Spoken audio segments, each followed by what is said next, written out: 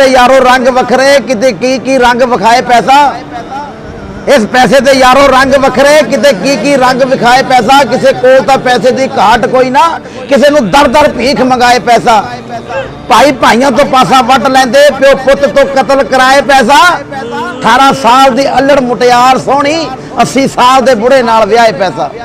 सो मेरी भी हाथ जोड़ के अपील है जी अजकल के माँ बाप नूं कि अपने नौजवान बच्चों के नाम से अपनी प्रॉपर्टियां ना करो, अपने नाम भी कुछ रखो, क्योंकि जमाना बड़ा खराब आ रहा जी। और आने वाला वक्त भी इन्ना खराब आएगा कि तुम सोच नहीं सकते।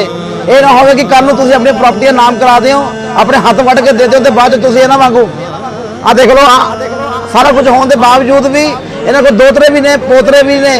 अज चले ने अनाथालय वो खड़ी सामने गड्डी। जे बुढ़ापे दे विच पुत्रां दा सहारा हुंदा ते सहारा पैसे का भी हुंदा है। अज साडे कोल पैसा नहीं है, साडे कोल सहारा कोई नहीं है।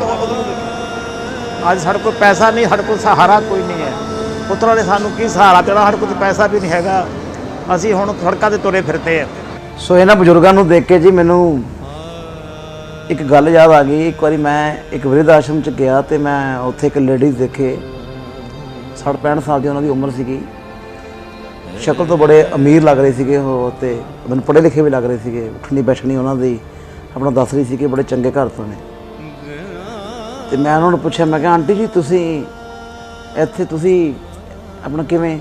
कहंदी पुत्र मैं अपने अपने कीते कर्मां दा फल भोग रही हूँ। कीते कर्मां दा फल मतलब अनाथालय जो किस तरह? कहंदी पुत्र 3 धीआं कुख च मारन तो बाद मेरे मुंडा होया सी।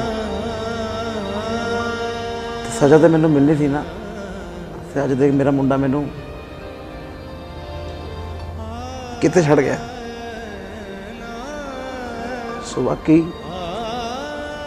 मैं तो कहना जी अजकल मुंडियां नालों धीआं चंगियां, जिहड़ियां घट तो घट आके सुख दुख साझा तो कर लैंदियां ने। और अजकल तुसीं हालात देख लो कि मुंडे प्रॉपर्टियां अपने नाम करवा के माँ प्यो नूं घरों कड्ढी जा रहे हैं। जे नहीं विश्वास आंदा कदे जाके देखना अनाथालय दे विच, उन्हां दी कहानियां सुनना, तुहानूं पता लग जाएगा।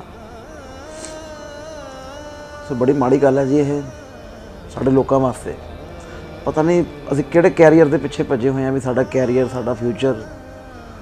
माँ प्यो नूं घरों कड्ढ के दसो जी किहड़ा कैरियर बनदा और किहड़ा फ्यूचर बनदा। सो कानून